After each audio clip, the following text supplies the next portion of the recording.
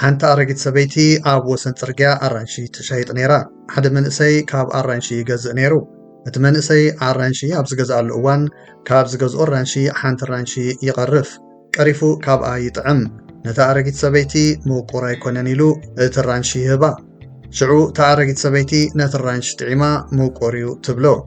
እቲ መንእሰይ ነቲ ኣራንሺ ምቁር ኣይኮነን እናበለ ገዲፏ ይኸይድ። ሽዑ ሓደ መዓልቲ በዓልቲ ቤቱ እዚ ኣራንሺ ኩሉ ግዜ ምቁር እዩ ንዓኻ እውን ከምኡ ትብሎ። እቲ መንእሰይ ንምንታይ ኢሉ ፈገግ ብምባል እታ ኣረጊት ሰበይቲ ኣዝዩ ጥዑም ኣራንሺ ትሸይጥ እያ፣ ባዕላ ግን ፈጺማ ኣይትበልዖን እያ በለ። ስለዚ ድማ ነታ ዝቐረፍኳ ኣራንሺ ከትበልዓ ኢለ ገዲፈያ በለ። ሓደ መዓልቲ ኣብ ጎኒ እታ ኣረጊት ሰበይቲ ኮፍ ኢሉ ዝነበረ ሸያጥ ኣሕምልቲ ከምዚ ኢሉ ሓተታ። እዚ መንእሰይ ኣራንሺ እናገዝአ ከሎ ገና ነቲ ኣራንሺ እናመዘነ ኣዝዩ እዩ ዘማርር። ንሳ ድማ ኩሉ ግዜ ዝያዳ ኣራንሺ ዝህቦ ትብሎ። ስለምንታይ ይብላ። እታ ሰበይቲ ጥርዓኑ ብዛዕባ ኣራንሺ ዘይኮነስ ብዛዕባ እቲ ኣራንሺ ምምጋብ እዩ ከም ዘይርድኣኒ ዝሓስብ። ፍቕሩ ምስ ረኣኹ ግን ኣብ ሚዛን ዘሎ ኣራንሺ ብኣውቶማቲክ ይውስኽ።